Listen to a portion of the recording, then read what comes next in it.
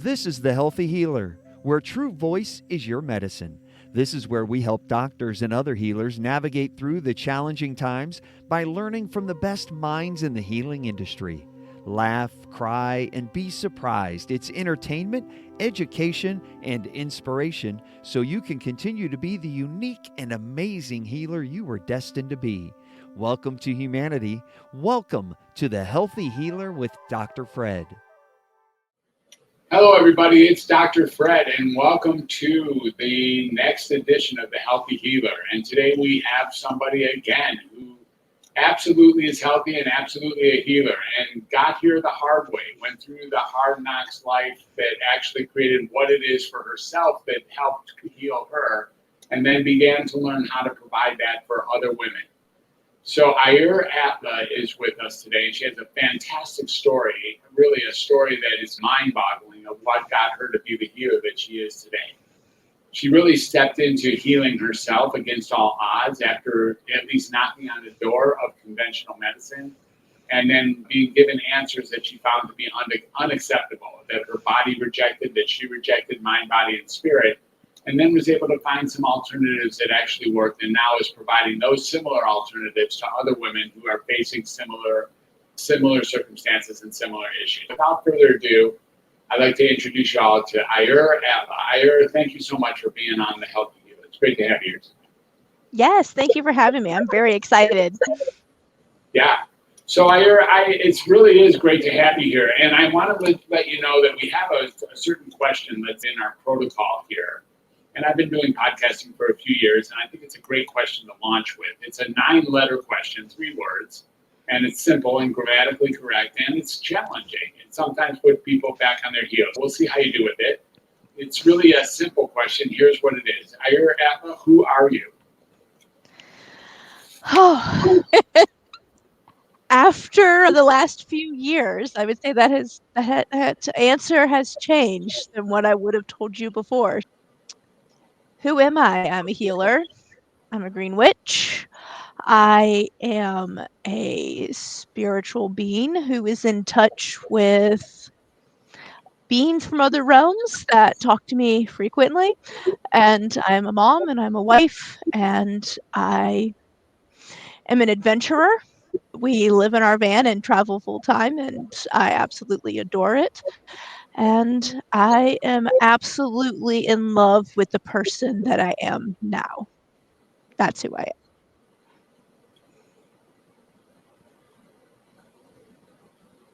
am. Okay, it's fantastic stuff. Thank you so much.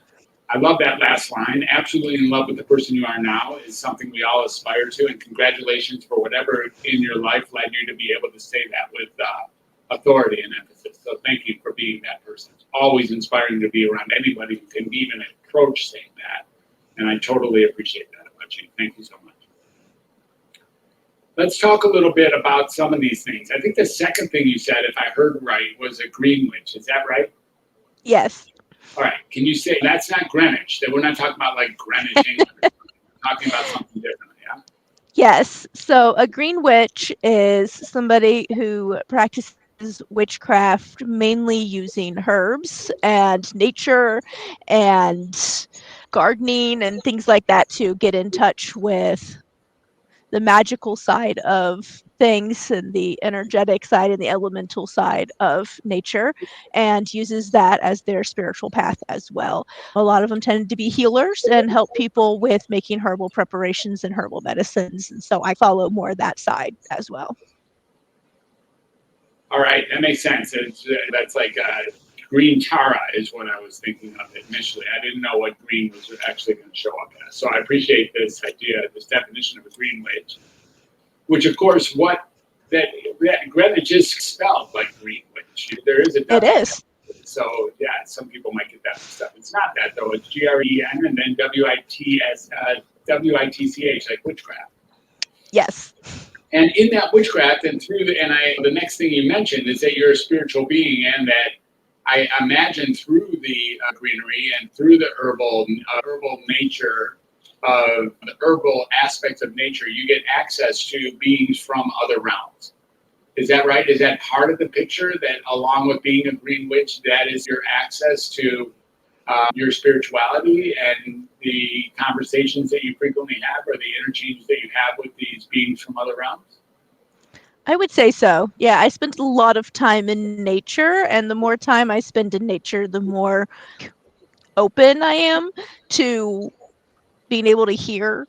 I'm more clairaudient than anything else, so I speak with them that way, through hearing them more in my head than like out loud. But yeah, so I have a whole host of, I just call them my spirit guides. They haven't given me a name to call them yet, but I have a whole host of them that are constantly in contact with me. And then Freya and Hel, Norse goddesses, come to me frequently as well, and we have conversations. So Again, entirely fascinating. And for those people who are not necessarily down with the idea that these things even exist, let alone can be seen or heard or dealt with or interfaced with or conversed with, stretching a little bit of most people's, or I'd say, yeah, most people's three-dimensional reality don't have that being part of their nature, part of their makeup, right? But for you, this is something that's an everyday, this is an everyday experience as you travel around in your van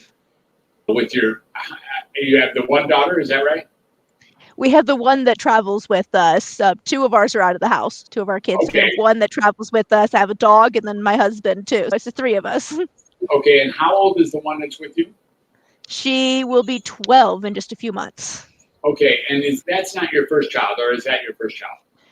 She's my only biological child. The other two came with my husband. They're 18 and 20.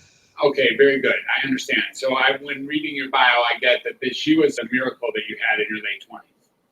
Yes, she is. She's my miracle baby. I even gave her a name that means gift from above. So that was, she was my gift. Her name is Josephine. Josephine means gift from above? Mm-hmm. I didn't know that. That's cool. And you live in a van, and when I asked you where you live, you first said Arizona. And is that just where you're parked right now? Could you be in Utah tomorrow and New Mexico the next day? And could you be in Nevada the next day and California the next day? With all intents and purposes, do you just live wherever the van is parked? We live wherever the van is parked. Home base is New Mexico. We have 12 acres there up in the mountains, but wintertime it's freezing and lots of snow, and that is not my thing. So we travel during the winters, especially. And yeah, so currently we're in Arizona. And then, I don't know, we were in California prior to this, actually. My husband's brother lives there, so we were visiting family for about a month, and now we're in Arizona, and we'll just see where the winds blow. It's really great. So I love that life. I have not quite lived in a van, but I have been nomadic, relatively nomadic, for about 10 years, all over the United States and across the past on the other side of the pond as well. A little bit in Europe and a little bit in Israel and Nepal and Italy, France, and England, and a few others. So I really love the question that people used to always have to ask me. It was like, instead of how are you, they would ask me, where are you? Yes, we get that a lot. Hi, Fred, where are you? And it was interesting because I had a rolling home, and my answer, it didn't matter to me whether I was in Arizona or California or Michigan or anywhere. Where I was. And I sometimes would get indignant, like, I'm here. That's where I am. I'm right here, right now. And it's something like the nomadic lifestyle gets you to really realize that it doesn't matter where you are, as far as the latitude or longitude on the planet. Not at all. Where you are is just where you are. That's where you are. Yeah. It's where we are for the day, the month, the whatever. Exactly. Yeah. So that's really cool, and I'd love to dig in a little bit as someone who is. The other thing I want to ask you, just because I think it's interesting, is I notice as what I would call herbalist, you call herbalist. You actually put that H in there.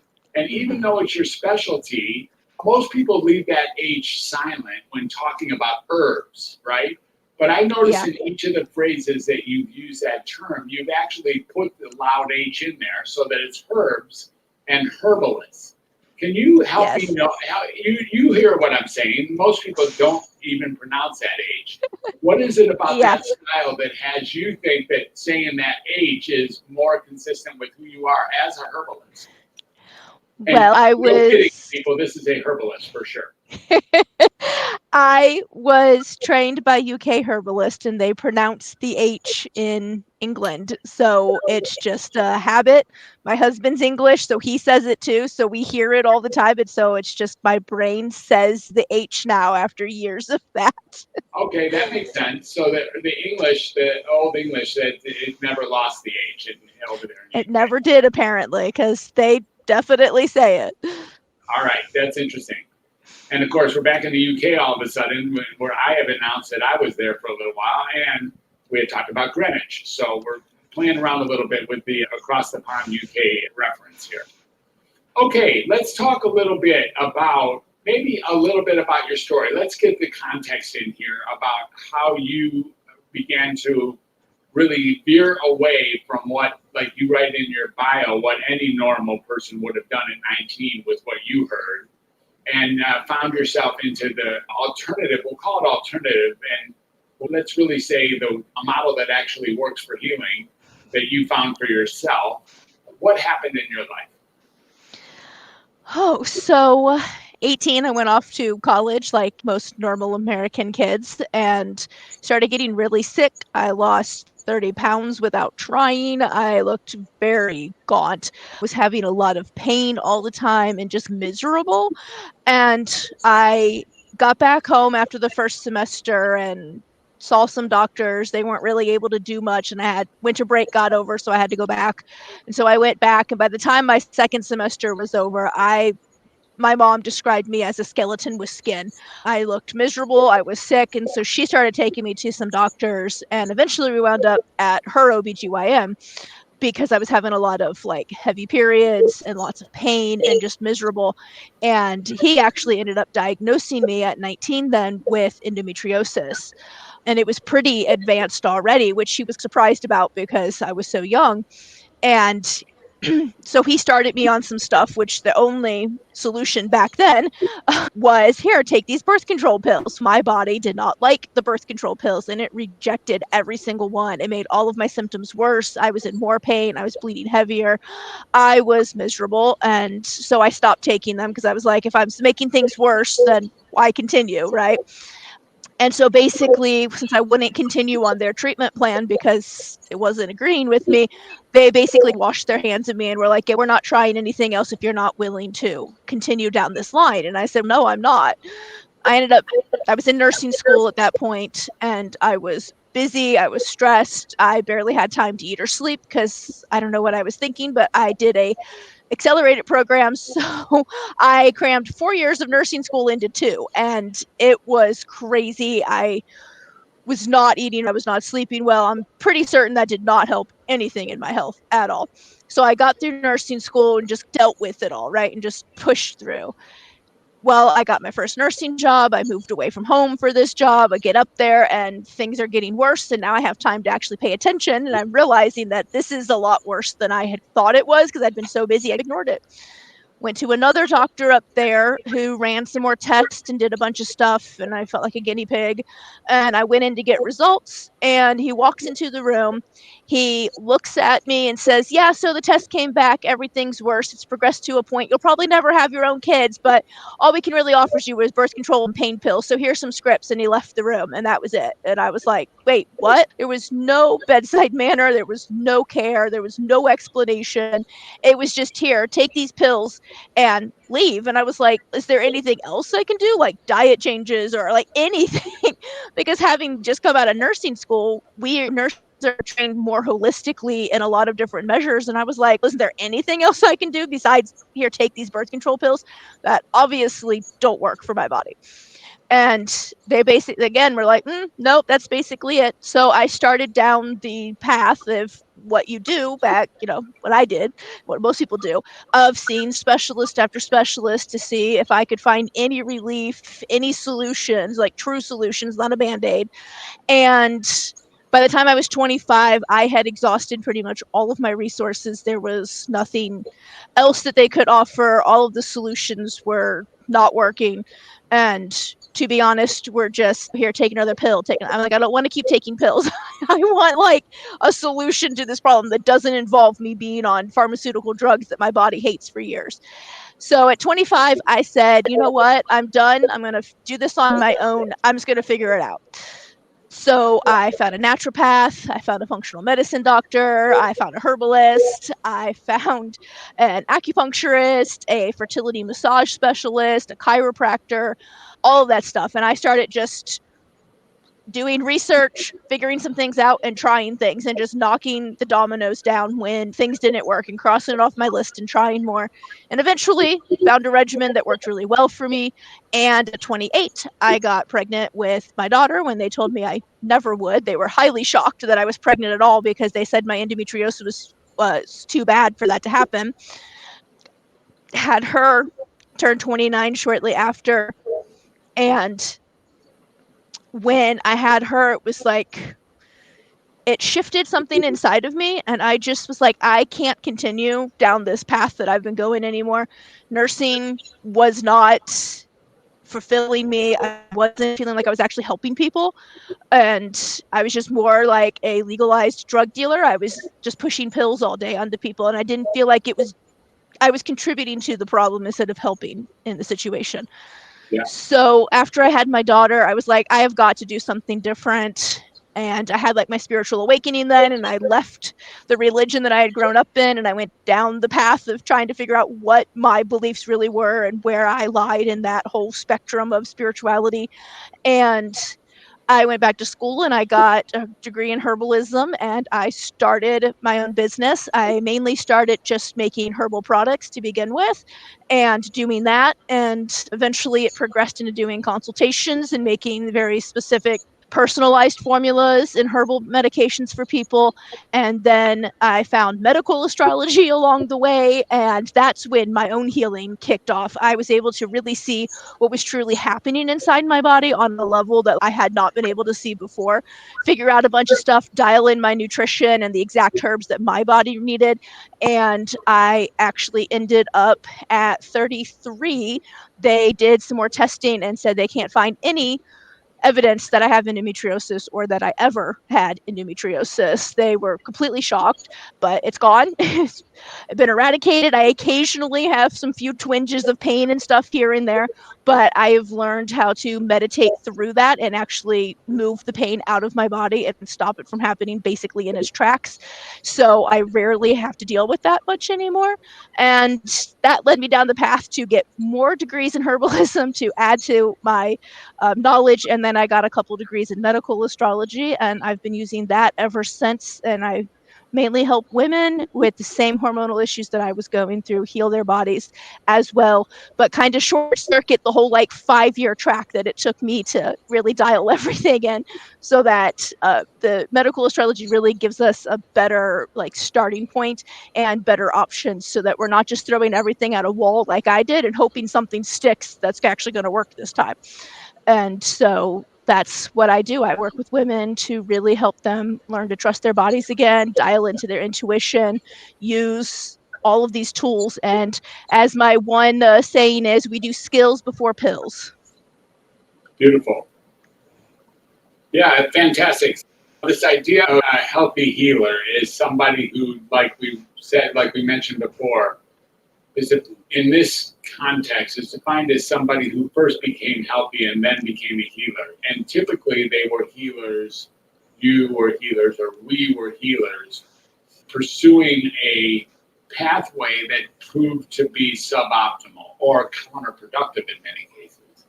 And then we were faced with our own challenges and found our way to our own healing, and then found a confidence that came with that alternative way of healing. And then found a way to actually express and transmute and alchemize that into being somebody for others. And now back to being the healer that you thought you were being the first time, and this time having yourself be effective. So it's quite a ride that you've been on. Yeah, now, definitely. Yeah. And it's fantastic that the endometriosis is not there. Talk a little bit about, you mentioned briefly about your relationship with the plants. And the one thing I want to do is get a disclaimer or an acknowledgement. People these days, they talk about plant medicine. They're talking about frog medicine or ayahuasca. They're talking about stuff out of Peru, stuff that creates psychedelic experiences. That's not necessarily what you're talking about, I'm hearing. Is that right? It's not the psilocybin mushrooms that you're worshiping. It's more the whole plant, the whole plant kingdom. Is that right? Yes, I believe in whole plant medicine. I don't use any just parts of plants like a lot of people swear by essential oils. I don't use essential oils at all in any of my stuff, and I actually don't recommend them to anybody because it's taking out the safeguards that plants naturally have built into them by only taking out one constituent that's actually very strong and volatile and can cause a lot of problems internally. So I only do whole plant medicine, and I use the whole entirety of the part of the plant that's medicinal. So like the leaves on some plants are more medicinal, other ones is the roots, etc. So that's what I use in my practice. For my spiritual practice, I use it for my herbal medications that I create and formulate. And my beliefs that just like everything else on this earth, plants have a spirit of their own. They have their own life. They've been here for millennia. They are wise beyond their years, and there's always something they can teach us. So when you take the plants, you're not only getting the physical effect of whatever you're looking for, but they also affect your mind and your spirit as well. So it's a whole plant medicine for a whole bodied person. I personally work with spagyric tinctures more often. They actually were created in conjunction with medical astrology, and you combined the mercury, the salt, and the my mind just went blank. The mercury, the salt, and I forget. My mind is completely blank. I'm sorry. What the other one is to use.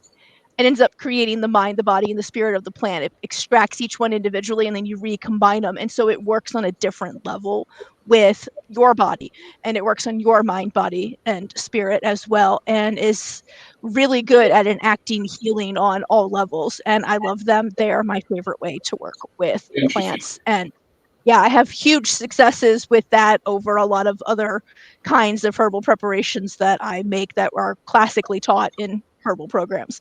So, Yeah, you talk about you making it, and I want to make it really clear to our listeners that it is in fact you who makes it and you who delivers everything that you dispense. And so, right, living as a nomad out of that van, you're still the one who is creating these compounds and these tinctures and these combinations in a whole plant basis, like really taking the entirety of the plant and utilizing for the effectiveness and the life force that it already is and then combining that with our human mind, body, and spirit and creating healing through these medicinal qualities. Is that honest and fair to say? Am I on book target there?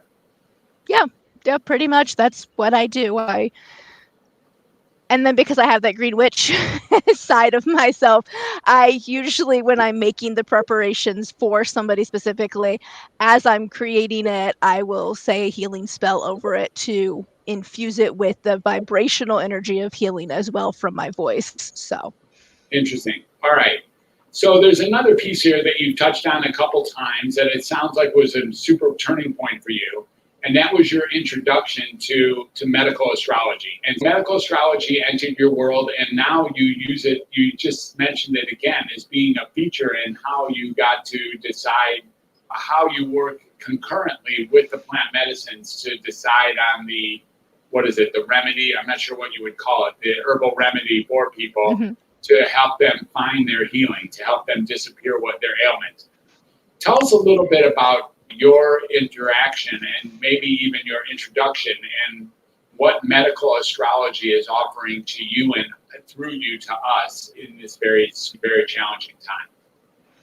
yeah, so medical astrology is the use of an individual's natal chart to determine which planets are influencing what body systems to be causing the issues. So, like each planet has an influence that it exerts over our body. Each sign governs a body part or body system, starting with Aries in the head and ending with Pisces in the feet. So, if like someone's having a lot of headaches, I would look to see where Aries was placed. And if it's in Saturn, then Saturn is a cold, restrictive energy that it puts on our bodies, and it causes a lot of like restriction of nutrients to whatever area it governs. So in this case, it would be Aries that it's in. And so there can be a restriction of the blood flow. There can be some like vasoconstriction that means going on that's causing the headaches. And so in that case, that would give me some herbs that I could use that would help open those those blood vessels up so that you stop having so many headaches. Finding this out really helped me personally, because when I started learning about medical astrology and like being able to look at people's charts to see, I obviously, first thing I did was look at mine because I was like, well, I want to see what was going on that could lead to this endometriosis and all this stuff I was dealing with. And I have 5 planets in Scorpio. Rules the colon, it rules the uterus, it co-rules that with Cancer, it rules the nose, and it rules the reproductive systems in general of both male and females, as well as the elimination pathways of the body. So like sweating and like excretion through the stool, things like that. And so I looked, and I have 5 planets in Scorpio. One was Pluto, Saturn, Sun, Moon, and Mercury are all in Scorpio in my chart in the 4th house, which is the house of motherhood, the house of like the female energy in your life. And Saturn being very restrictive and constrictive, when it's in Scorpio, it tends to lead to endometriosis occurring or other problems with your hormones. Typically, people will have no periods at all, or they'll have dysmenorrhea, where it's very painful periods. They struggle with fertility sometimes. They have issues with constipation. There is all kinds of issues like in that lower pelvis area from things being restricted. So when I saw that, I was able to see too that it was influencing my sun and my moon, which are also in that. And each planet also rules certain nutrients, vitamins and minerals. And that influence from Saturn was influencing the sun and my moon, which rule vitamin A, vitamin D, magnesium, iodine for the sun, and then vitamin B2, riboflavin, and potassium for the moon. And when I saw that, I started increasing those nutrients through my diet, through my food, and eating more fermented foods and fermented drinks to help with that toxic colon that Scorpio tends toward. I had a huge reversal in how all of my symptoms were. I started having much easier periods. And then I also used a lot of herbs that help not only increase those nutrients in my body, but also help balance out some of that influence by opening up the blood flow to the pelvic area. I did yoga poses that opened up that area. We did a lot with traditional Chinese medicine, like the acupuncture, to open up like the meridians and let the chi flow where it's supposed to. And that was really what really skyrocketed my healing. And when I had that happen to me, I was like, oh, this is a fabulous tool. I could exactly see what I needed to do. I feel great now. Things are changing. I want to figure out more about this. And so I went and, again, back to school and got a few degrees in it, and then started using it in my practice. And that's when I noticed a huge difference from my previous clients to then my current clients with the medical astrology. They had huge transformations. I've had several get pregnant when they were struggling. I've had several that were having 14-day heavy periods constantly for years that were never managed by modern medicine, and went down to normal flows, had their life back, and it was just fabulous to see. It's a tool to help me see what's going on and what nutrition we can fix and which herbs would be best to put into a blend for somebody. And it's, in my estimation, it's a fabulous system.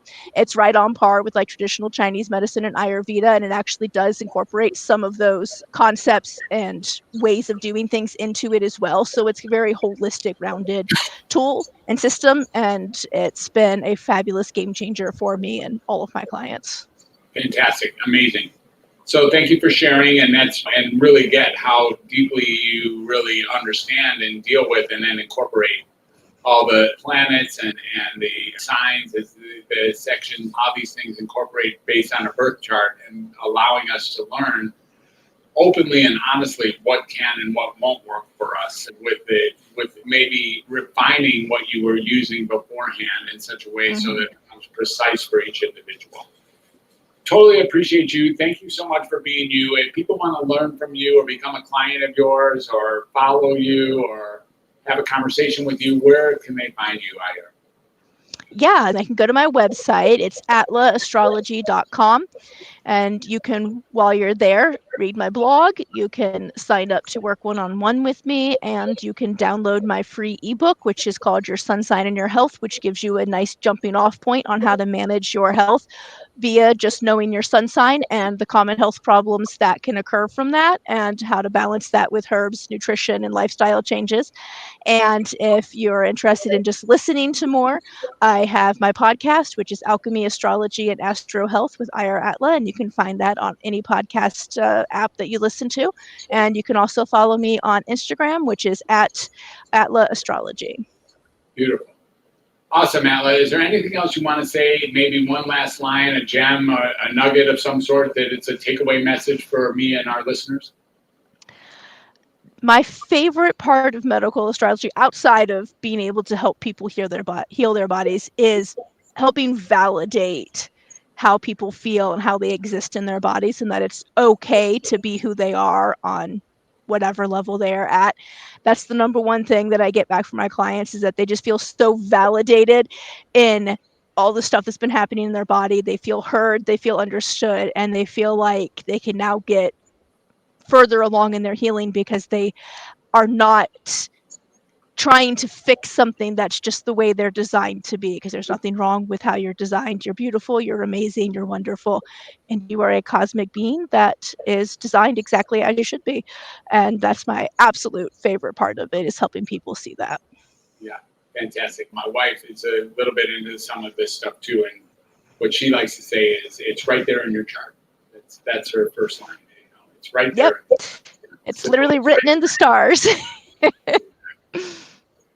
Eir, thanks for joining me today. Thanks for a great conversation. Totally appreciate you. Really glad you were able to join us, and hope to have future contact with you. And again, really appreciative of your time and energy and sharing your message with myself and our listeners. So thanks for being here. Yes, thank you for having me.